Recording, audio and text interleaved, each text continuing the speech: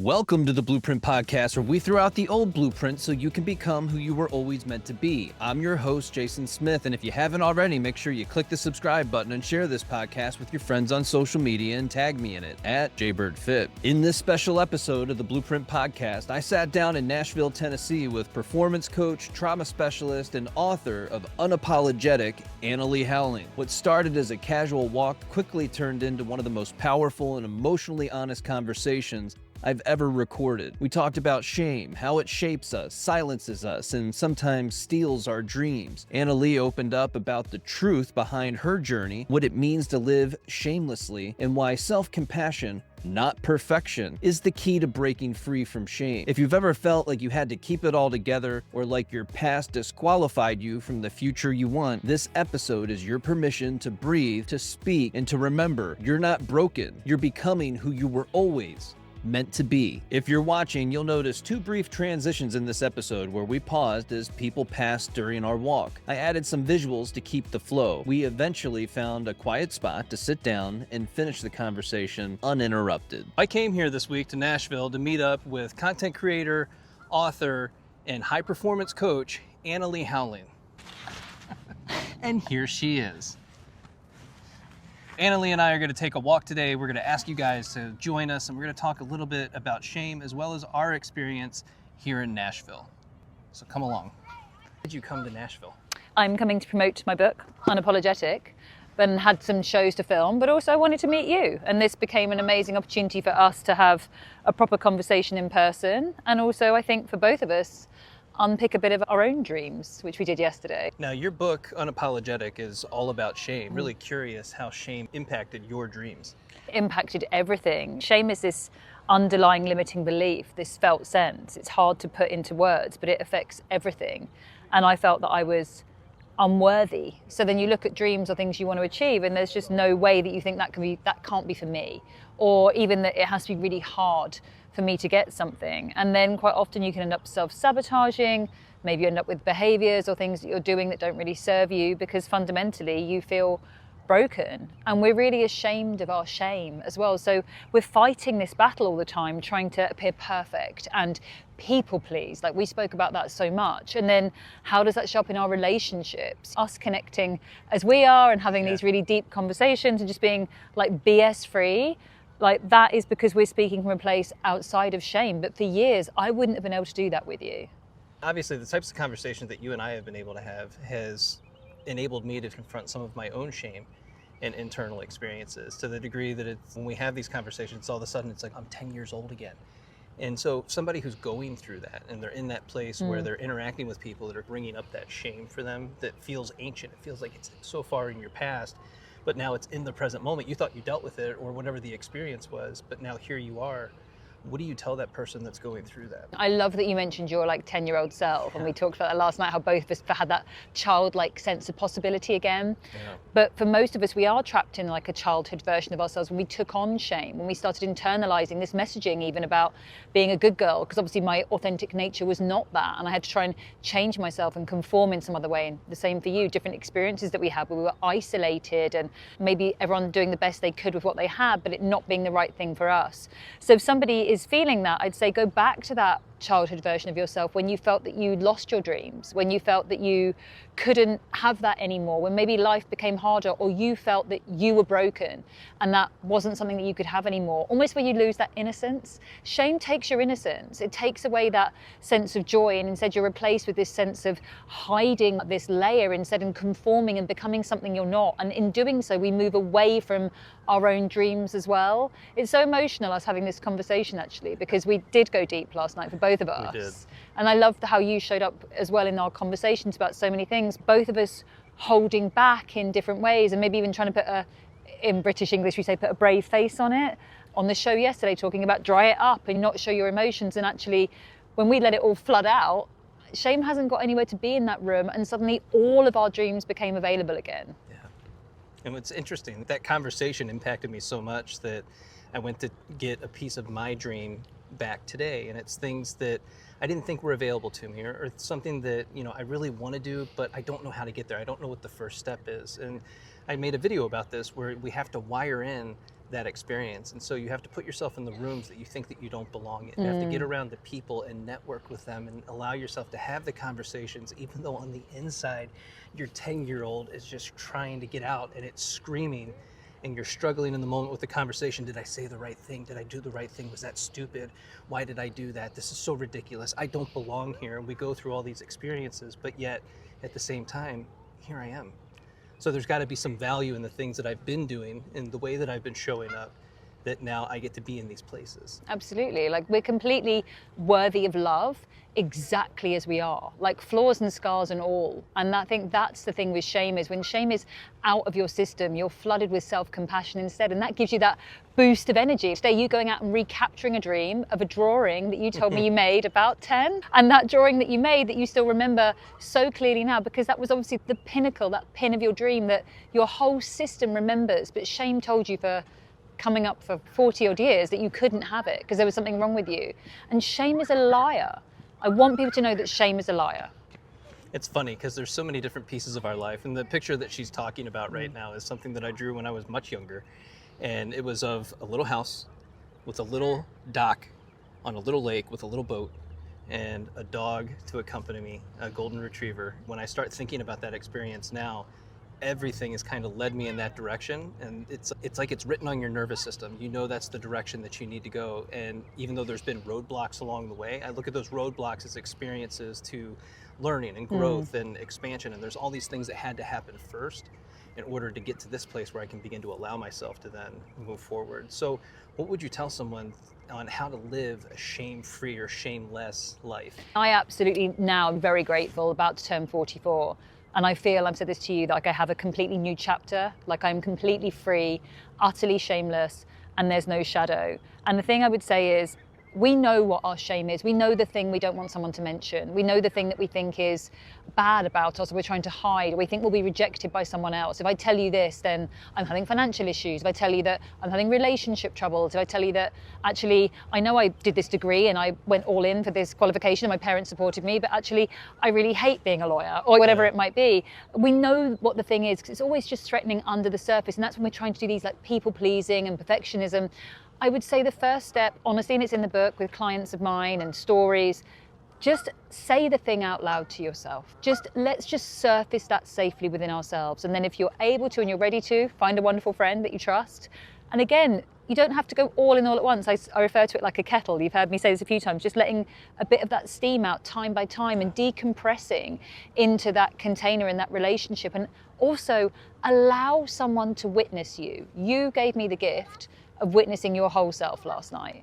And we were unlayering and unlayering there, and I was doing the same with you. But what a gift that was. It was incredible to do that. And our connection and our friendship because of that is so much deeper. Yeah, and I think you really honed in on a really key component here, and it's having that one person that's available to you to witness you, not to fix you, not to change you, not to cultivate something new within you or to make you somehow different, but to just be present and allow you to say the things that you need to say in a way that you need to say it, that gives you that release. And so we've talked about the release of shame and how that manifests out of the body. Can you explain that to us further? Yeah, shame really does live within your system. So when you've experienced any kind of trauma, which can also be something you've witnessed, by the way, it doesn't have to be something that happened to you, we can internalize limiting beliefs. And they're always in, I am bad, I am terrified, I'm out of control, I'm unsafe, I'm unworthy, I'm unlovable. And that can be from things like being sent to your room as a child and you're not really sure of why or what you did wrong. Or I have a lot of clients that are told to read in front of a class who it turns out later in life are neurodivergent or dyslexic and was shamed for that. I'm going to trigger warning this, but a lot of assaults that happen and we enter into a fawn trauma response and we don't know why we placate an aggressor rather than push them away and enter a fight response, because that wasn't the appropriate response that our body chose for us in that moment. But we carry the shame. Betrayal trauma, I do that all the time and your audience will really relate to this. All the time I have people that they take on the shame from someone else's cruelty and intentional hurt. How could I have been so stupid? How did I not see it happen? Or I should have done more to keep them. and keep them with me. And that's the shame that gets rooted deep into our system, and it becomes like a lens, like the glasses we're wearing. If I think I'm unlovable, unworthy, stupid, imagine the relationships I'm going to pick from that place. Imagine the self-worth that I do or don't have from there. And then of course I'm trying to hide this as well. So I'm trying to be a chameleon or present myself in a certain way. And none of that ever works. So we had a conversation last night about shame stacking. How would you explain shame stacking? So if you think about, we're in a beautiful garden area right now in Nashville. If you think about shame as a root, a weed, so a weed that's really tough to kill, right? So it's gone right into your system and the roots are right down there because it's probably been in there for quite a long time. And you can pour weed oil on, you can get a really strong chemical, you can cut the top off, you can dig a bit and get a bit out, and maybe you get a few months off, but it's going to come back. And you really need to get hold of the whole thing and pull it out of your system. Now, if shame is the root and the weed, you then have your inner critic, which is on top of that, because goodness me, I do not want you seeing my shame. So my inner critic is patrolling this all the time. Be more perfect, be better, work harder, be thinner, be funner in relationship, do what they say, ignore your needs, you're not worthy, put them first, don't say no, you better say yes to everything. That's then your inner critic kind of trying to make you this perfect, in my case, like a good girl and fit in with everything. And then on top of that, like I say, is the surface level perfectionism, but maybe you also see some like anger or resentment coming out, emotional irregularity, anxiety then lives on top of that. That's your brain, which is anxiety can be defined helpfully as the inability to be in the present moment. You're either coulda, woulda, shoulda-ing over the past, like why did I do that? Why didn't I do that? That's a bit more guilt-based. Or you're catastrophizing into the future, trying to control the outcomes all the time. Again, you're trying to just be on top of every single possible outcome or thing that could happen, because fundamentally, I need to keep you so far away from this horrible shame. So that's like the stack of behaviors. Now, great news, if you get hold of this root, which you can from self-compassion, the book is an amazing place to start. And I'm not just saying that, you've had it, you've been on all the shows with me, people talking about it. This is not an easy read, it's an honest read, and it's designed for people to see themselves in these stories so that as soon as you do that, you go, oh, it's not just me, because shame will always win as long as you think you're the only one and you're isolated and alone. And that in itself is just getting some light into this system, and shame is shriveling and shrinking down, like it really is beginning to kill it properly now. And then the more self-compassion, like you making a choice for yourself today, like you honoring your dream, like you going, actually, do you know what? I do deserve it and I can have some of that. And just taking that one step towards it today like you did, and I'm so proud and happy for you. Like even that is, you're putting like deposits in your system, in your bank account of self-compassion. And that is incredible. That's what is going to alleviate shame. And then when that happens, you don't care. Like I don't, not in a horrible way, I'll never cause harm to another, but I don't mind if someone doesn't like my work. I don't mind if someone doesn't resonate with my content.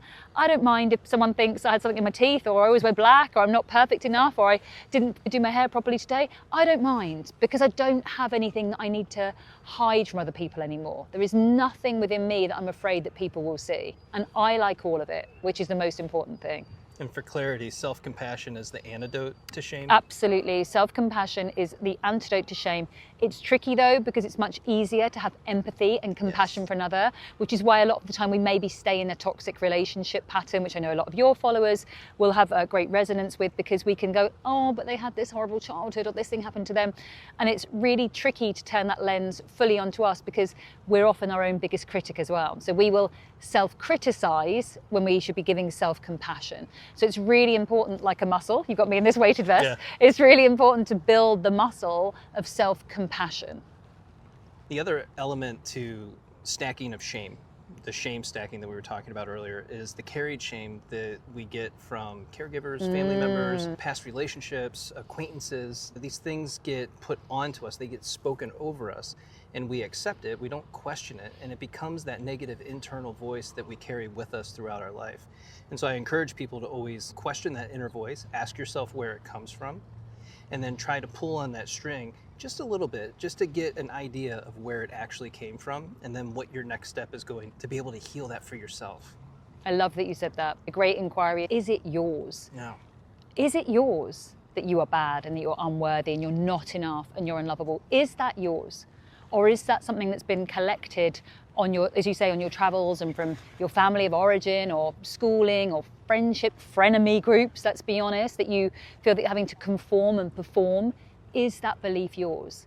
And then when you actually start unpicking, you get to the maybe actual belief that you're carrying, that's when you can start nurturing that like your inner child and really start putting the self-compassion, or even into the fact that this is a great metaphor, right? You've got me carrying a weight in this, but I'm carrying a weight right now that I'm not used to. But when you're carrying shame around, you're carrying that around all the time. And you gave this to me. Someone else is giving you all that shame. And yet we're shouldering the burden of it every single day, whilst then also trying to appear perfect. I don't mind telling you, this is heavy for me. Yeah. There's no shame in that. And you gave this to me, it's not mine. I will be taking it off. But someone gives you shame and then we're taking it off, we're embodying it when we're young especially, or we're in relationships where there's an imbalance of power, or we're more vulnerable at the time. We take this stuff on and on until quite literally it's a back-breaking, body-breaking, soul-crushing emotion. But then you also have your own shame that happens on top of that. Yes. Because of those previous experiences and that internal driver with that negative self-speak, it pushes you in this direction that, yes, you do have conscious choice to make different choices. This is a subconscious pattern and belief that's happening internally. Yeah. And so you have to be able to cultivate the awareness around that initial shame to be able to even start looking at your own. Completely. And that is where, and it's like I say, it's not the easiest thing to do, but it's the most essential thing to do. Yeah. And you telling me about your dreams last night, when probably, you know what me saying, is a little bit of uncomfortableness, and you're like, who am I to like how indulge myself in these dreams, or to want or need or desire or wish or hope, pray. Shame is the thing telling you that you can't or you shouldn't ask for it or name it, or maybe you'll be further humiliated by telling someone. But it wasn't true. That was never true. We had the most incredible conversation. I couldn't be more proud and pleased for you this morning doing some of that. Well, it's weird to hear the belief spoken over you in that process. Like I talk a lot, and Alex Hormozi does as well, this lonely period of content creation, building a podcast. You're doing something that is abnormal. This is not something that regular everyday people do. I'm still a regular everyday person. Nothing has changed, except that I bring people onto the podcast to have these types of conversations around resilience and growth and change. Another conversation that we had last night was about retroactive shame. And this is one of those things that I've been working on personally. And I recently had on Dr. Mary Catherine McDonald, and she just published a book on joy that's coming out around the same time as your book. Oh, nice. And so we're talking about joy and what that really means. And it's something for me that it gets stolen from you when you're much younger. And in the early stages of life, it's just a natural state of being. It's who you are. You show up in the world with all this joy. You haven't been tainted by anything. Everything is beautiful and amazing. You're seeing it for the first time. And ideally, as a parent, you're looking through the eyes of the child and seeing everything for the first time again for yourself, which is a beautiful and amazing experience. But for those of us where it somehow gets stolen due to just problems, issues, concerns, challenges that we face in life, you end up, again, with those core beliefs. That's who you are. And it's that negative self-speak that you carry on for the rest of your life. It impacts you to such a degree that you can't acknowledge your own accolades or the good things that you've done in life. And you completely miss out on those experiences. So for me, that retroactive joy is, and I'll use going back to school as an example to get my master's degree. That's foolish. Why are you doing this? It's expensive. You're not gonna get anything from it.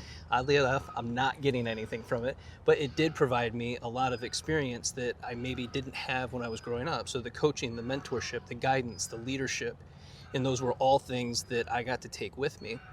So for me, I would lay down for meditation. So I'm lying on my back, I've got my binaural beats in, my little neck pillow to extend my neck a little bit and get some release from the tension there. And then hand over your heart, hand over your stomach, knees up, feet plant, so you're grounded into the ground and you're listening to the binaural beats. But then I'm going back to the experiences with the joy that I've allowed myself to experience in the present day and giving that to myself in those experiences. So I'm interacting with the people on graduation day. I'm going across the stage and getting hooded for the degree and then receiving the diploma as well, and then walking through the stage and then interacting with family members and allowing myself to actually have those interactions by going back in time to be able to do that. And so it goes in line with like inner child healing. It's very similar, but this is very directed towards the experience of joy. I love that. It's so essential to celebrate milestones and wins and just acknowledge it to yourself, because when you do have the attack of the inner critic, when you're coming up to a new challenge, which both of us are right now, and we talked about that, you need to be able to present your inner critic with a dossier of evidence of times you did something And it worked out. And I'm not talking about doing an Ironman, but I'm talking about the time that we met up, how it's going to go. We don't know if we're going to have a free-flowing conversation. Annalie could be a weirdo. Exactly. I mean, I am weird, but yeah, like exactly. It could have been really tricky. Or yeah, yesterday we all went to that TV filming, to the huge studios, went to like live studio audience, like massive show.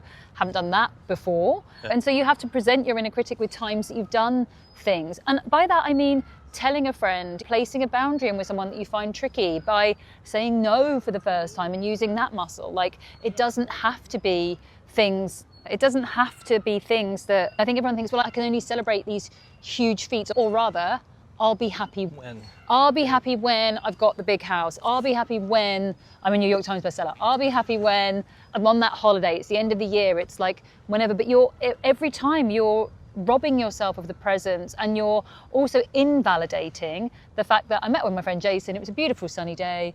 I was in Nashville. I've done some great things today. That's all leading towards my success. It's all leading towards the thing that I'm working on right now. And I think I love that you gave that example in that exercise, because going back and celebrating the moments that maybe we felt we weren't worthy of is such an important thing for building your self-compassion and that bank account that we mentioned as well. What's interesting is it was a big risk for you to invite me to those shows yesterday, because you've never met those people and you've never really met me. We've had conversations, we've done podcast episodes together, and you don't really know a lot about me, but you trusted me enough to be able to join you for those experiences. I'm so grateful and thankful for that, and I have a lot of gratitude, because I'm in that place, again, it's that lonely period where I've been building in my basement, creating the podcast, building it up, trying to get to this place where we hit top 1%. It's 2% now, but I know I can get to top 1% and above. You will. And just your support has been so important to me, and I'm gonna get emotional over it because not a lot of people speak love and life into you, and you're one of those people that does that. Thank you. Thank you for letting me. You let me get to know you. You've let me. That was hard.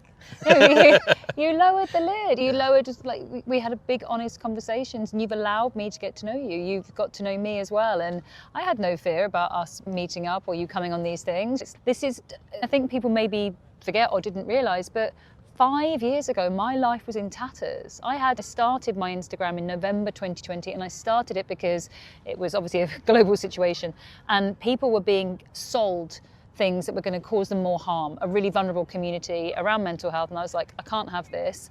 I can put out a few things that I use in my private clients, and maybe it will help somebody. And then that has transferred into me having this big social media platform, a book deal coming through from it.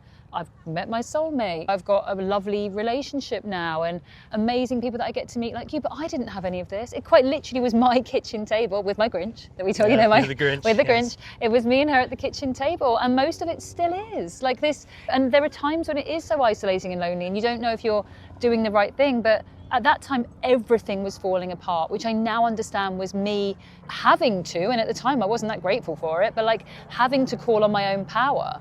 Having to realize that actually it was me, myself, and I was going to get this done, obviously with great people around me. Really, it was me putting myself out there, financially going all in, really taking big risks, which we've spoken about last night, and having to believe that this was the path that was going to lead on to something, but I didn't have the roadmap for it, and you maybe don't in everything now, but we talked about this last night. It's almost, there was just this inner knowing, and especially if I'm doing something for the right reasons, and I know that you do it for the right reasons, and to the point where sometimes both of us get burnt out, or exhausted, or financially we're trying to do something because we're trying to do it to help other people, because both you and I have been in extraordinary amounts of pain, and sometimes both of us still go there because we're still human people. We talked about that yesterday as well. Like, pain is not always out of my life. Like, it does revisit me, anxiety, especially financial anxiety. I have no shame in admitting that. I'm a single mum. I have to look after my daughter and other things, and I take great responsibility in that, and I would love, and please listen, that things become much easier for her and I. But I feel so certain that what I'm doing, especially with this, is going to help so many people reclaim their power by releasing their shame, and they can live a shameless life. And if our conversation now, and if our conversation last night and our friendship is any indictment of that for people looking and listening, like, just tell someone, find someone to tell something to, and let them see you. You let me see you.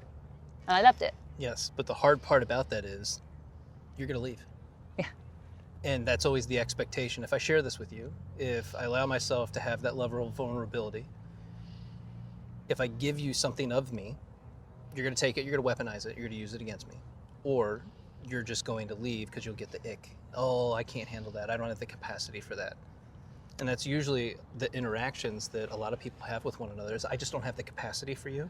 I love you, I care about you, but I don't have the capacity for you. And I think that's where we struggle, because it's really hard to find that safe and trusted person that you can offload some of your experiences to without trauma dumping.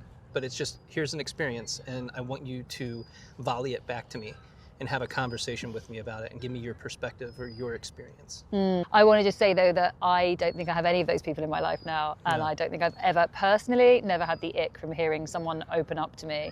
And just in case that was something that you're working through or thinking about, or somebody else's, I just think it's such an honor. Like, we talked about this because you've heard me talking about this on loads of the shows. One of the reasons the book is called Unapologetic is, if someone gets emotional, if they're going to start crying, the likelihood is the first word that comes out of their mouth is sorry. Yeah. And to me, that is such a honor to be able to witness someone when they're becoming emotional, remembering a loved one, remembering grieving for a time of their life that they can't have back, a time that they were hurting, a time that someone caused harm or pain to them, healing their inner child, whatever it may be, and me working through something. When someone starts crying and, I'm sorry, I'm like, please, this is such an honor. Not only that, it's your body's most natural response to releasing stress. Like, tears are full of cortisol. When my daughter cries, I say to her, you're so smart, honey. What a great thing to do, to be letting that stress out of your system. No shame there. Dry it up. Boys don't cry, be a good girl, be a big girl, all of these kind of things. And it makes you, then you're in denial of your own emotional state. And again, you're wrong for that. My emotions are too messy. Me, as my whole self, is too much. I'm too messy. I'm too much. The fear of too much, this horrible thing that is always in the ether of being too much that we fear, because that is something that is deeply shameful and means I'm taking from another. And yet no one ever gave us the instruction manual or the list of what being too much is. You're both too much and not enough. Right. At the same time. Right. Don't be invisible, earn your business, do this, reach for the stars, be purposeful, but don't be too much. Don't take from me, don't take the light off me, because to dumb yourself down a bit, to be a bit smaller, to be a bit dimmer. In relationship as well, it can't be outshining someone else. Your needs are too much. Having needs makes you too much. So instead of that, you put yourself second, you learn about someone else, you study them, you observe them, you embody what the version of you that you think they want you to be instead. And where is your essence then? And how much of your shame has got hold of you in that moment when you're denying your own essence because you want to be something that you're not, because you're not Machiavelli, because you don't have that sense of self, and you have probably been told and taught, and you probably had it revalidated, because good old life kicking you as well to say, you don't be yourself, but not like that.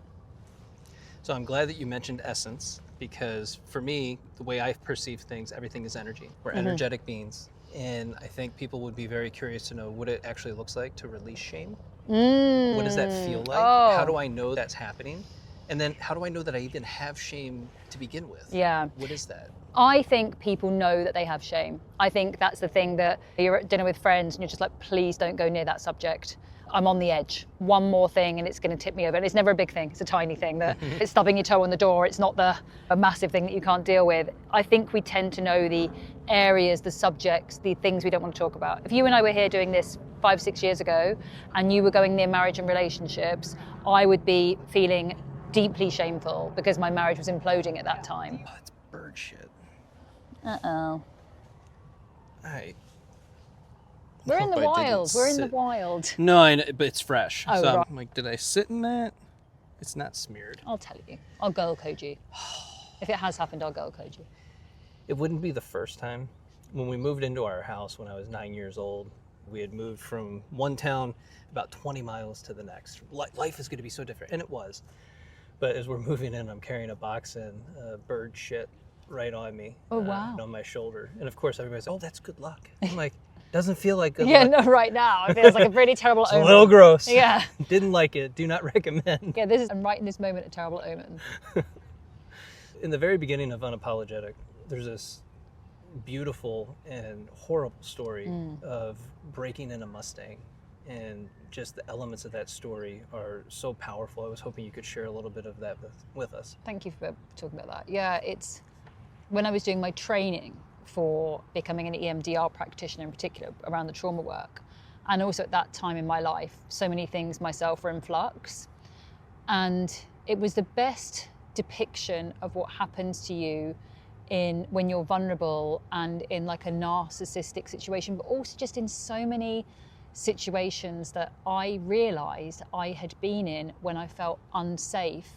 And the trauma response that was elicited from my system, because you never get to choose the trauma response, was fawn, which was the one where you placate, where you apologize, where you minimize yourself for the comfort of another.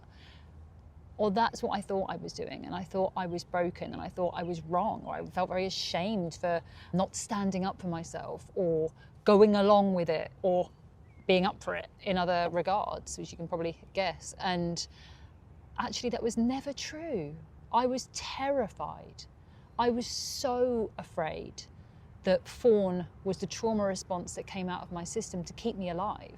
Like my body, like the Mustang, did the only thing that it could in that moment due to the unbelievable level of terror and fear, which was submit, fawn, placate, apologize, make myself smaller, go along with it.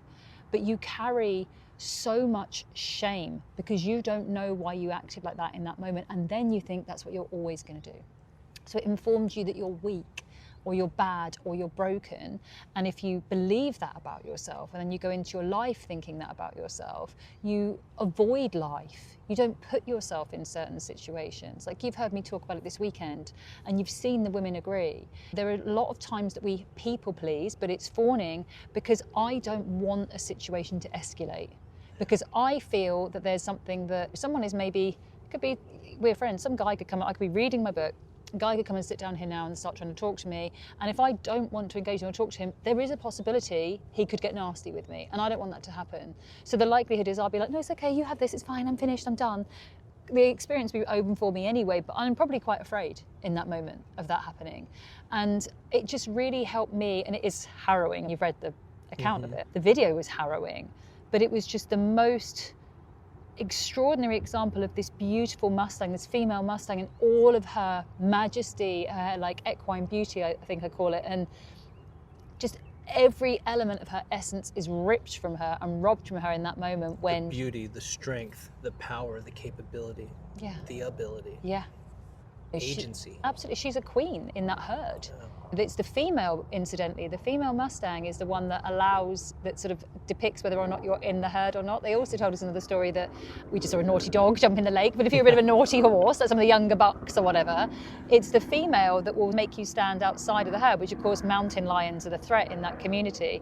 And it's her that will literally give you the nod to say that you're welcome back in again, welcome back within the confines of community. So for her to be turned into this quivering wreck that literally hang your head in shame, which is what happens, and I think where a lot of the saying comes from, it was just so much resonance for me for where my power had been taken, and not just power, like my essence. And then not only that, I'd been given all of this shame, and I'd carried all of this shame about why I had behaved in that way, why I didn't stand up for myself, why I wasn't a stronger person, why I'm so soft, why I'm a scaredy cat or whatever. And it was never mine to have. Opening Unapologetic with that story is such a bold and powerful move, but it also sets the stage for what the entire book is going to be about. Each chapter is an un. Yeah. Tell us about some of the uns. So one of them, I think my favorite writing is Unleashed, which is about sexuality, and the pleasure and the shame that we're given around that, sort of what we feel that we need to do, not feeling that you have any right to express needs, not even understanding what's available to you, and then the fear around trying to communicate that and asking for what you want. There's an amazing chapter in there about fertility even, and when you go for many gynecological appointments and tests, very painful, but people tell you it's not painful. That didn't hurt, did it?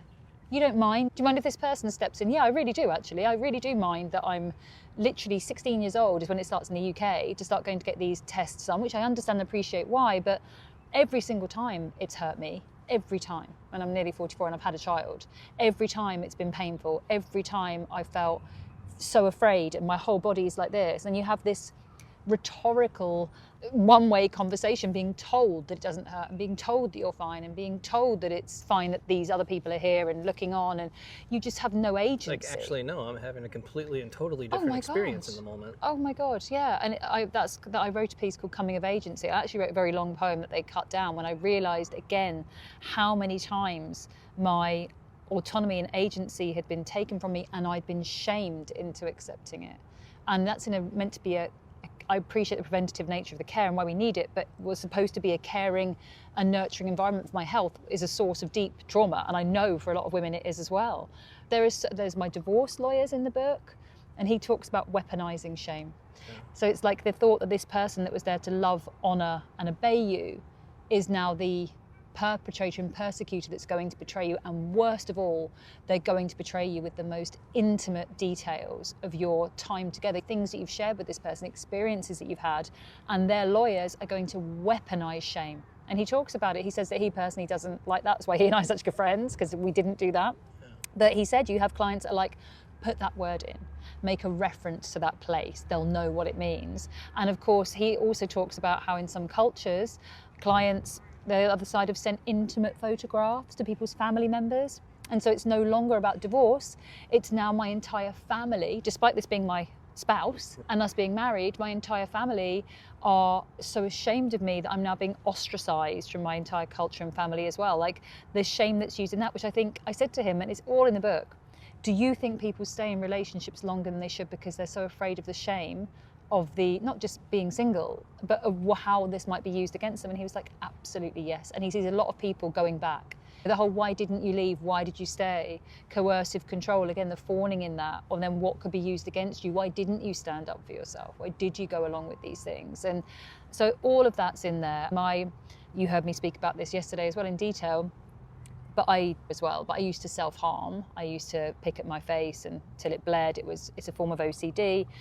It was habitual. It was particularly active, is how I refer to it, during the breakdown of my marriage. But I was doing therapy and coaching at the time, as in helping other people. So the shame of that I'm someone that's working in a mental health space and helping other people, but yet I couldn't at that time, it's a form of sort of addiction and OCD, stop harming myself, felt deeply shameful. And of course you're trying to cover it up, and in my case it's trying to layer makeup on and appear perfect, and despite that my world was falling apart. And I write about that, as you've seen, in such detail, and that was the one that Chrissy was talking about yesterday that was really upsetting for her to read. But I want it to be so honest, because I hope no one watching this is in that throw of addictive and compulsive behaviour as I was. But if you are, I did heal my inside, and now my outside is healed as well. And it is possible to come out the other side of it. But I understand why I was doing it and where I was full of shame and felt that I had no control of myself. And of course then you're like, oh, you can't even do that, can you? You're such a loser.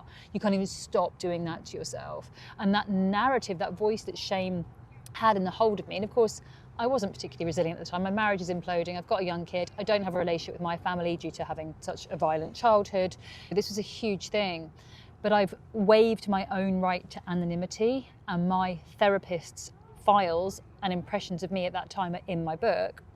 And I wanted to do that because luckily for me, thankfully for me, I'm so far on the other side of shame. I am completely shameless. I'm totally free, and I feel fantastic now. But I didn't. And the thing that prevented me from getting help for quite a long time was I felt so ashamed of what someone might think of me, including a professional. And so I wanted to put in Pia, my therapist's, impressions of me of that time, to say she never judged me, never once. I said things in her office that I couldn't have imagined ever coming out of my mouth. And she was, like our conversation, witnessed me, did not judge me, held a space for me, helped me unravel some of this, understood why and where a lot of this behavior was coming from. And we built my muscle of self-compassion, including with EMDR and working through the shame. But I wanted that to go in there, because if someone is on the precipice of getting some help, I want them to be encouraged by that, not discouraged and stay further disconnected. Because for as long as you think it's just you, for as long as you think you're too broken, for as long as you feel ashamed of your shame, then you're still under shame's hold and under its trap. And to be able just to break open even just a bit, say it out loud to yourself, to a professional, to a trusted friend, go on an internet forum, change your name, just say something out loud into the ether and find a safe space for that. You're already weakening shame's grasp.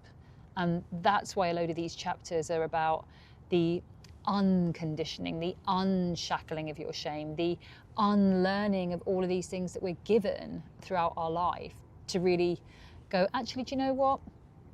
I don't accept that anymore. What's interesting is, as we sit here, I can feel it, that you live shameless. This isn't just something that you're saying. It's not just something that you thought was going to be kitschy in a book and throw it in there and, it's going to sell 1 billion copies and people are going to love it because I did it and it's got all these unapologetic, unleash, unshackle. This is something that you've lived. This is your personal experience that you've very vulnerably laid out on the pages of the book, Unapologetic. And it's a lifestyle, it's a way of being.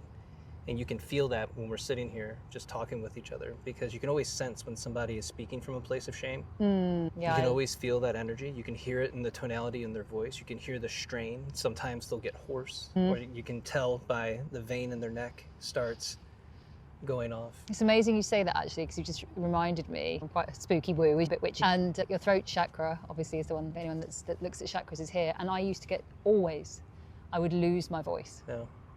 And that's hives. Literally, I'd get a cold, whatever, but my voice would be the first thing to go every time. And it's because I wasn't speaking my truth, because I was holding back, because I was holding things in. And interestingly enough, or not, the universe, like, my voice is the thing, speaking things out, speaking my truths out on social media, speaking my truths out in interviews and podcasts. And yeah, absolutely, putting my truth out in there. And you and I have got a few grey hair and I've got a few scars. I have no hair. There's a couple in the beard. But you and I we've talked about our collective experiences, and I really want for people we talked about this as well. There can be moments when you think, I wish I'd had that. We talked about this last night. Oh, yeah. I wish I'd known that when I was 20 something, but actually this is my path. I had to go on this path. I had to have these experiences, these relationships, these things happen to me. Would I choose some of them? No, because it caused me a great deal of physical pain a lot of the time, emotional, mental anguish and other things. But I am able to hold space and be with clients and sit with their pain, and I think create a safer container because of the things I've been through. And that's the greatest honor of my life, is doing that work, as well as being Amber's mum. It's the best thing ever. But I think that me pouring that so openly into those pages, now that I'm on the other side of it, is a really amazing compass for people to be able to, that can be their pivot point, is go, actually, wow, this isn't my story, but I see pieces of myself in all of these stories. Like my clients that have been brave enough to go in there and talk about things in such visceral, raw detail that happened to them. The shame they felt, the circumstances, the expert interviews, and then my memoir that feeds throughout the whole thing. Like, someone referred to it as part memoir, part manual, and I love that because I just know that on one read of it, you are impacted. Like Chrissy yesterday, the manuscript was covered in makeup, and she said she was like she said it was the best book she'd read in the last 10 years, which is so amazing to hear. Makeup, tears, and coffee stains. Yeah, because she'd had an entire relationship and experience with the book. And I love that because that's what I wanted to do. Yes, it's my name on the book, but to me, and actually it's really small, especially on the spine, and I wanted that on purpose because I want this to be a movement. I want people to read this book and just know, if I can do one thing that someone is able to unshackle some of their shame even as a result of this book, speak to someone, just say it out loud to themselves, this thing happened to me and I did not deserve it. Have some more understanding of the times that you fawned and it was never you and you were never at fault.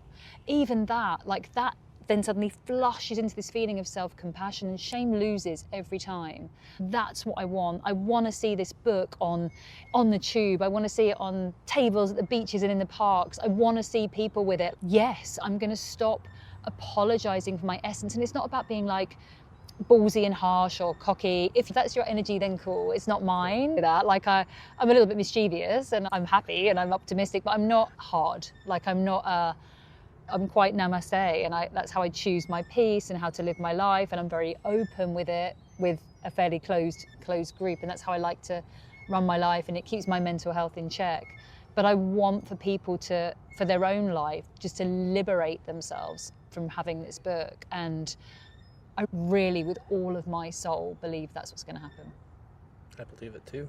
Thank you, babe. I'm curious, with distribution of the book, what that actually looks like. Are you going to take like a handful of copies or a case and do what other people have done, where they sign a bunch of them, but then they go around state to state or bookshop to bookshop, and they might leave a few copies laying around at a coffee shop or something like that for people to just find out in the wild? We've got a couple of events. So we're here in Nashville now. This is April. I go to New York tomorrow for 24 hours, and then I'm back in May, just in New York because of times and mummy life as well. So I'm going to be in New York from the 10th to the 14th of May, and we've got a couple of events there. I am doing a signing at Barnes & Noble on 5th on the release day, which is exciting, at midday. So there will be signed copies, and wherever I can get myself around, particularly then. And then I think there's going to be a lot more call for me. I really hope to come back and do a lot more, probably around September, October. I'm doing one in Lisbon, in Portugal, at Salter Books. I love Lisbon. It's a really amazing independent bookshop as well. Their mantra is buy books from a bookshop, not a billionaire. Which I love it. And love to support them. They're awesome. And I'm also doing a couple of big events in London as well. But yeah, I want to go in anywhere and just be able to be available to people as well. The reason I wrote this as well is I appreciate that to have a session with me, probably with you, there's an element of privilege to that, right? It's a cost. So either you're in a company where they pay for me to come in and do work with you, or you earn enough to pay for me, because I never charge a veteran. That's how I work. That's always pro bono, but everyone else gets charged the same. And I get that's a privilege. Or just even location, can you see me? So I wanted to create something that I knew would be genuinely helpful and try and remove the privilege. And that's the same thing for meeting people and doing events. I feel very passionately, and I've spoken to publishers about that. I really want to be accessible. It can't just be behind closed doors. So I am manifesting that happens, and some nice, huge ticketed talks, and just get to see people and meet people, and make this movement just the beginning. I think it's also important to recognize that shame isn't just limited to a particular set of people, demographic, that this is something that goes across all walks of life and challenges and experiences, from billionaires on down. Oh yeah, the wealth, often some of the wealthiest people I know, very successful. I've worked with number of self-made billionaires. They actually... Why should I pity you? You're a billionaire. Right, and they minimize their own experience and shame, because they'll say something like, but I have nothing to complain about. Literally, I'll get their whole story, which is heartbreaking. Isolation, betrayal, addiction, loneliness. Oh my God, so lonely. So lonely. Most of the really wealthy people that I've worked with and spoken to have got some of the loneliest, most heartbreaking stories, devoid of love, of warmth. And then they say themselves, but I have nothing to complain about. No, I always had a meal on the table. I always had a roof over my head, maybe more than one roof. But those are the metrics that but that prevents them from coming to get help, because they feel they will be judged. They feel that they will be judged, and they don't have anything to complain about. I did have an experience once myself with someone, and I was working through some things. I just recently moved into my house where I am now. And I remember it was a coach who also busted confidentiality as well with somebody else. This is not a great example. But I remember she was saying to me, think about someone that is homeless. What would they feel about you? And I was like, you were shaming me about something. It could be a helpful paradigm shift, but I give away a lot of things to help people that are underprivileged. I do a lot of work with charities that I'm associated with, and I'm very humble, But I felt like they can't, and so unfortunately I can see why people the reason I'm saying that, I can see why sometimes people maybe aren't forthcoming to get help, because you think, I should be able to figure this out for myself, or I've got it so lucky, and or I will be judged. There's another thing, my ADHD brain.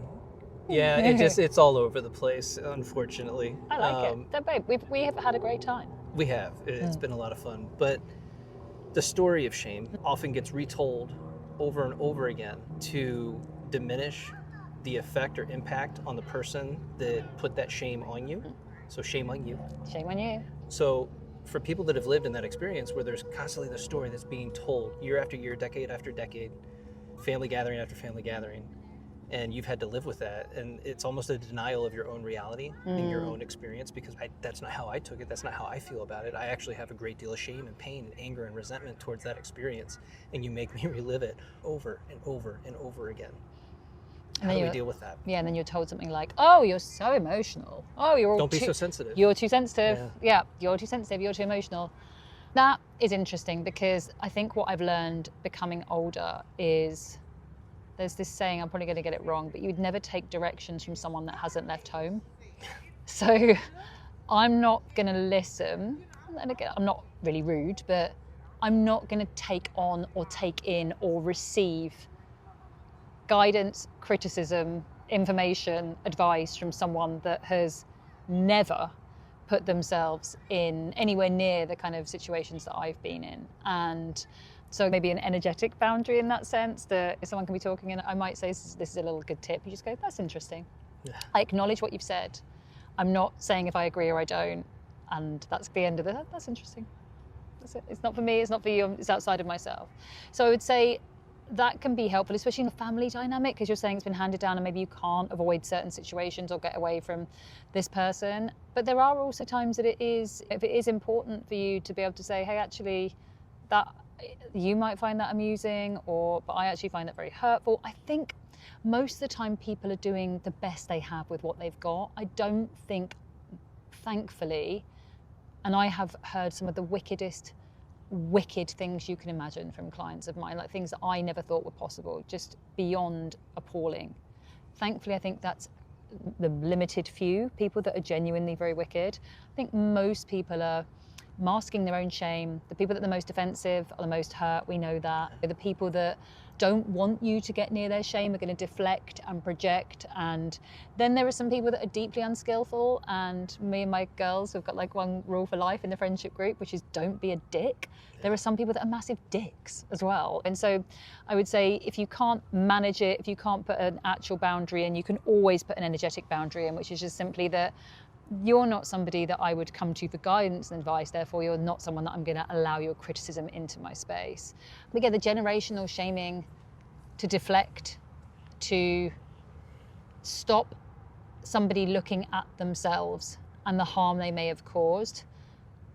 I would hate to be that person, because honestly, they are running, they are sprinting, and they are running. Right.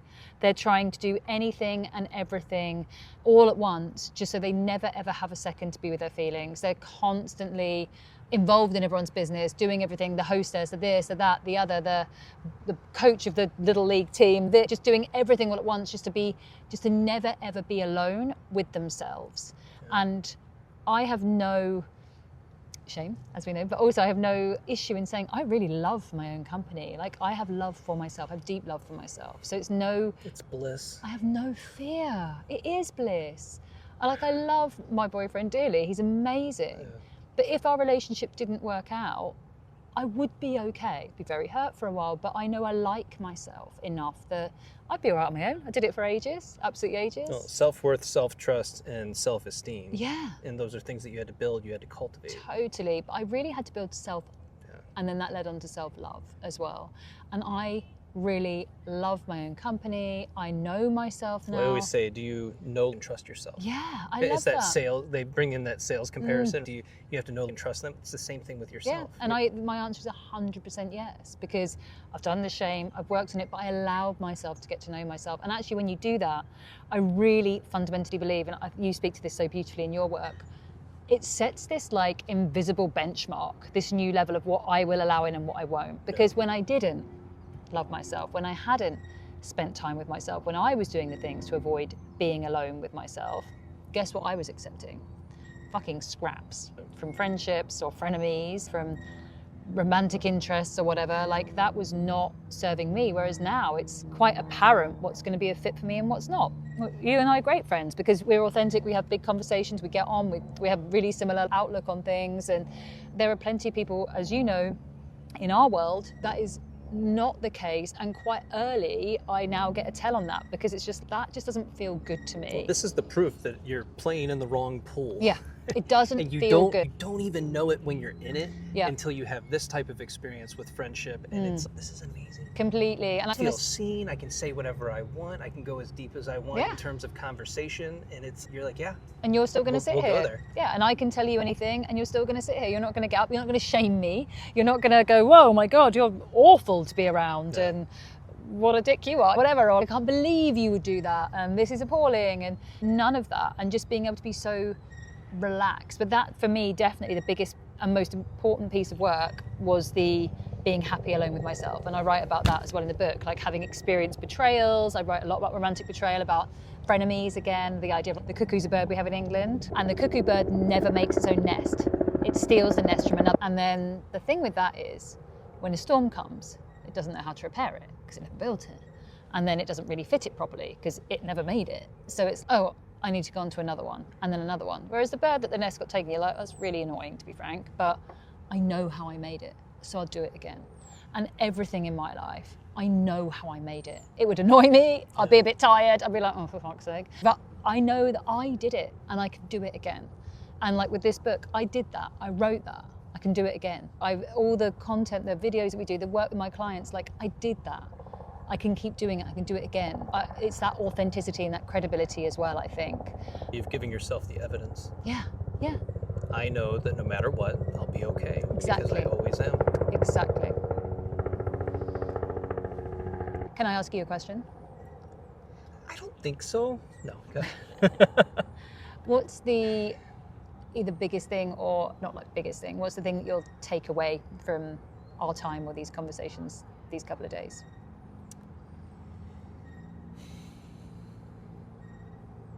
I think there's a lot of you saw my notes app. There's a lot of takeaways, and you're such a brilliant and amazing person with all the things that you've created. And like I said earlier, I'm just grateful to be allowed to participate in your experiences of your accomplishment because you built this, you did this, you created that.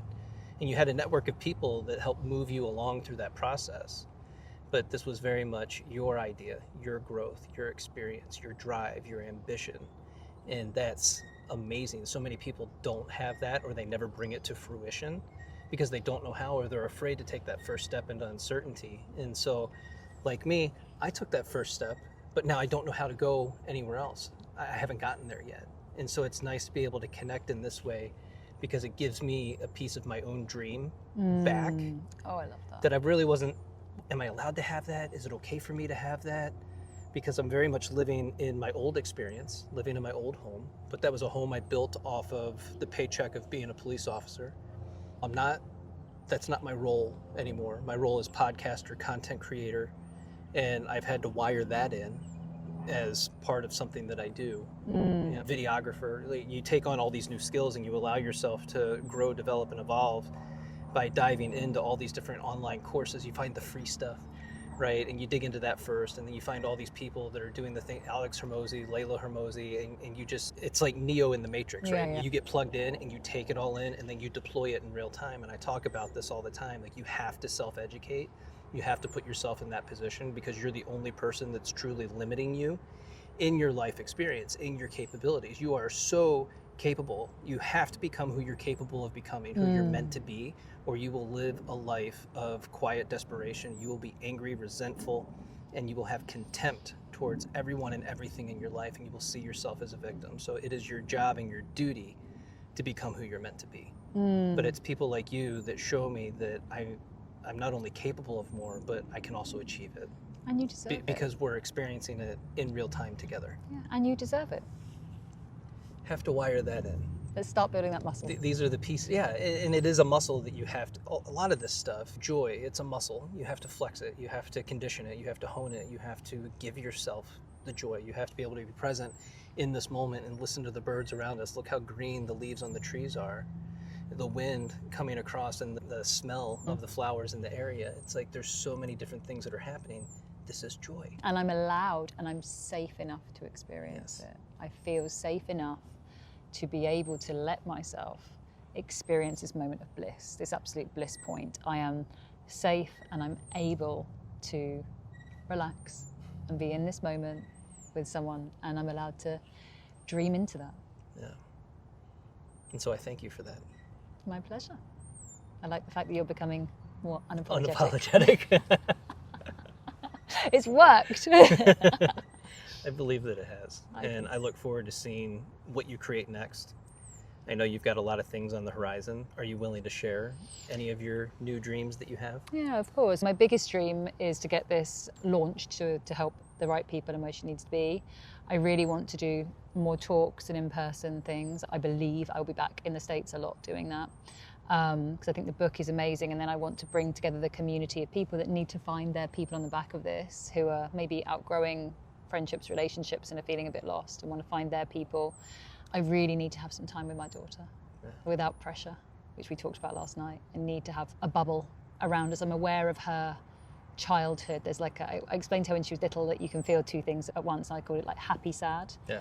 And there's a happy sad feeling in me right now that she's getting so much bigger and I'm so proud of her. And there's like a little feeling of sadness that she is getting so much bigger and I'm not going to be her whole world much longer, nor should I be. And it moves on to friendships and other things. And so I really want to, while that's available to me, cherish and be in that time with her, have a bit of a bubble. And then, yeah, there are going to be some more projects coming up, probably some more written word. There's already a bit of a demand for something after this, which will flow on very nicely for anyone that when they read the book, it actually ends on my relationship, my current relationship, which I don't talk about that openly, but been together for nearly 2 years. It's not like it's a new thing. So I just keep that fairly private.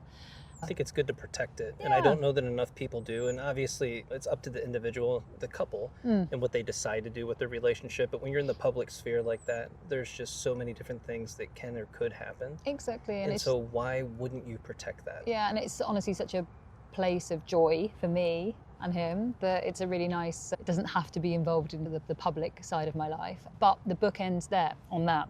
And so I have, and I say, it ends on him and it says, if I'd settled for anyone before him, I would have been settling for scraps. If I'd gone for anyone before him, I would have owed myself another apology. That's how the book ends. And it's true. And I would have sabotaged this relationship if I hadn't worked through my shame. He's a good man. He's such a good man that it would have illuminated and triggered me to a point that I would have found a way to sabotage I think that's what we call the ick. I would have just found a way to probably, I don't know, be a gremlin or something, but I would have been like, no, I would have just moved away from that because it would have been like being able to relax and feel that I deserved it. I would have felt undeserving of his goodness, if you like, because shame told me I was bad and broken. So I would have found a way to sabotage what is an incredible relationship with an unbelievable person. But yeah, the book ends on that. So there's something, I think, coming around the joy and possibility when maybe you're looking down the lens in your 40s and beyond about things perhaps not working out as you thought they would. And what's the hope after that? So the stories and story of hope after that. I think it's important for people to acknowledge and recognize we're both over 40. I'm on the other end of 40 at this point, and there's nothing stopping me from growing, developing, changing, and evolving. And I look at it like this. I don't know how much time I have on the planet, but let's say I get another 40 years. That's a lot of time. When you look in the past and you think about childhood, 0 to, let's say, 21, you're barely a functional human. And then 21 to 25, you're trying to become a functional human. And then 25 to 35, you're starting to figure some things out. Yep. Maybe you get your master's degree and you do some other things and you've had a couple different career paths. But you haven't become, again, who you're capable of becoming. You haven't fully embodied yourself. You might not even know yourself. And I really feel like when you hit 40, it's not a midlife crisis, but it is an awakening. Definitely. And you're awakening to who you really are. And that acknowledgement and that awareness is what allows you to then take all of the skills that you've cultivated over the decades and then use that to propel yourself forward at a massive rate, at a much higher speed than you would have been able to do in your 20s and 30s. Definitely. I've also been much more able to accept, embrace, and love all of my eccentricities. Like, I'm a conflict emotion, right? I'm a paradox emotion. There's so many things that I'm the sum of many parts, and you laid them all out, it'd be like, this is insane. Like, it doesn't go together. But that's who I am. There's different bits of me and I love and embrace and cherish, and I'm proud on each and every bit of it, that it was like a jigsaw that the pieces didn't match. And for ages I felt shamed and wrong and bad about that. And like, why can't I be like other people or feel like this or whatever? And why can't I be happy with that? And one of the biggest criticisms in a previous relationship was, you're never satisfied.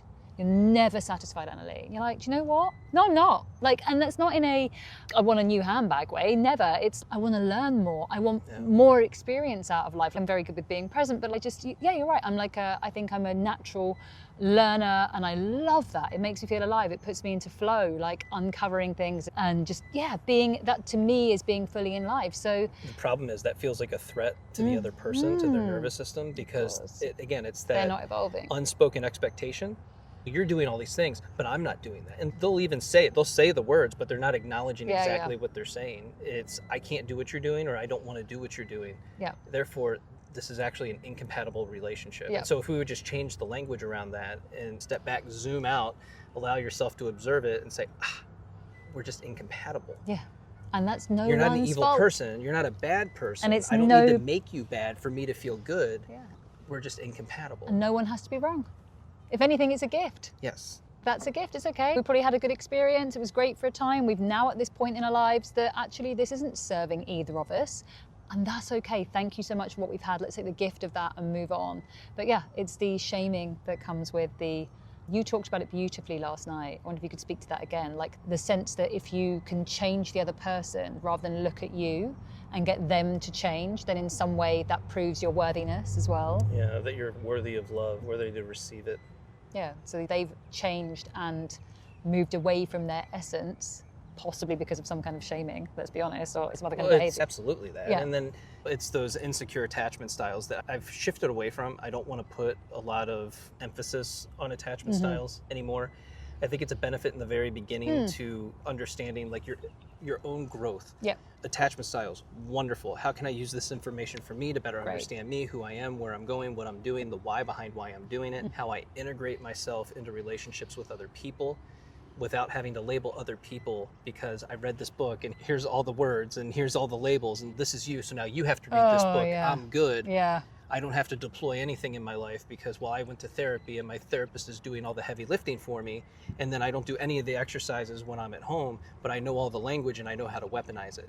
And so that's not building and cultivating healthy relationships. So I encourage people, please use that information for yourself so that you can grow for yourself. But then all it does is allow you the empathy. You increase your level of empathy to look at other people and put yourself in their shoes and say, of course you would be like that. Of course this is the experience we're having.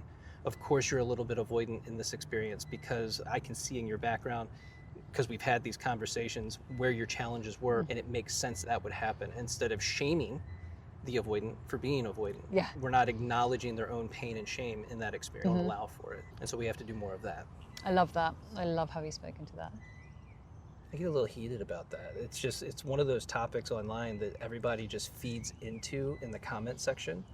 And it's so limiting, not just self-limiting, but it's limiting overall in every aspect of your life because it's going to feed into every area of your life and it becomes the limitation, the barrier, and the wall to the connection you desire. People treat it like a destination rather than perhaps an early diagnosis of which you can then change. Yeah. It's, exactly so, and then there's a lot of shaming around it. And if someone's new coming to that work and then you feel this, this tribal, if you're not like me, then you're wrong.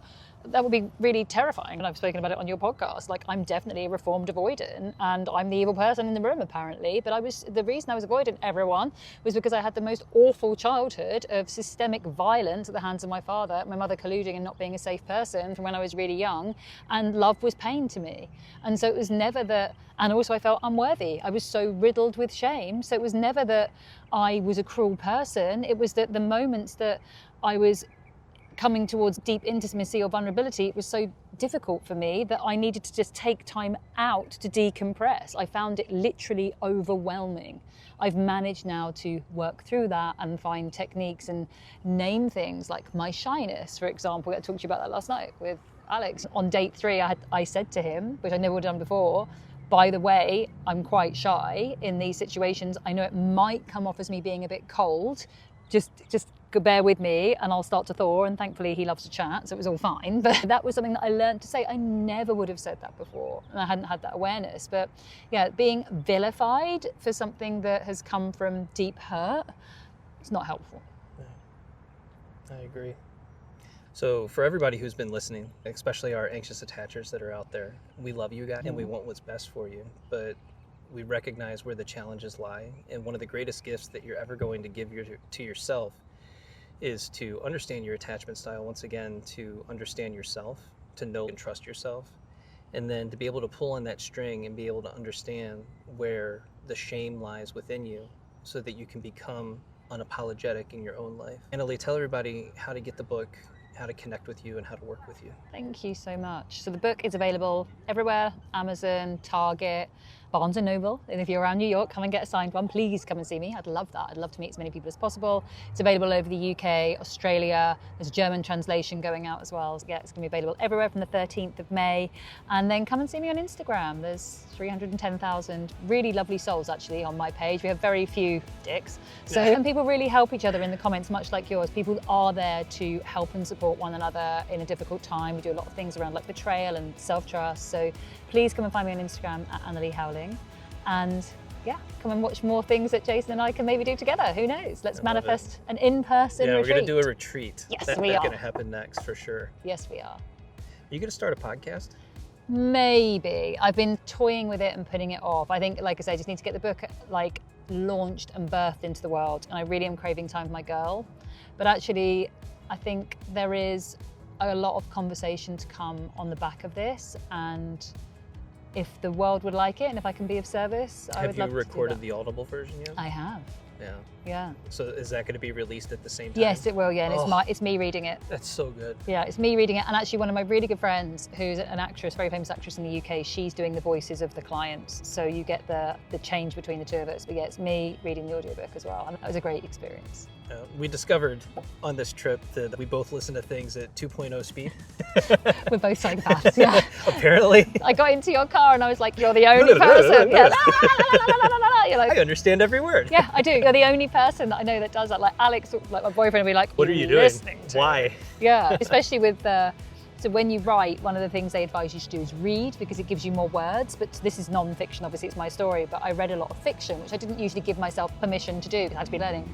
And so I've been listening to all manner of things, including all of this like kinky dragon porn and everything that's going around now and all the romantasy stuff. And like that on 2.0 is quite something. That's intense. Yeah. Good though. That's hilarious. Thank you. Let's do a little selfie.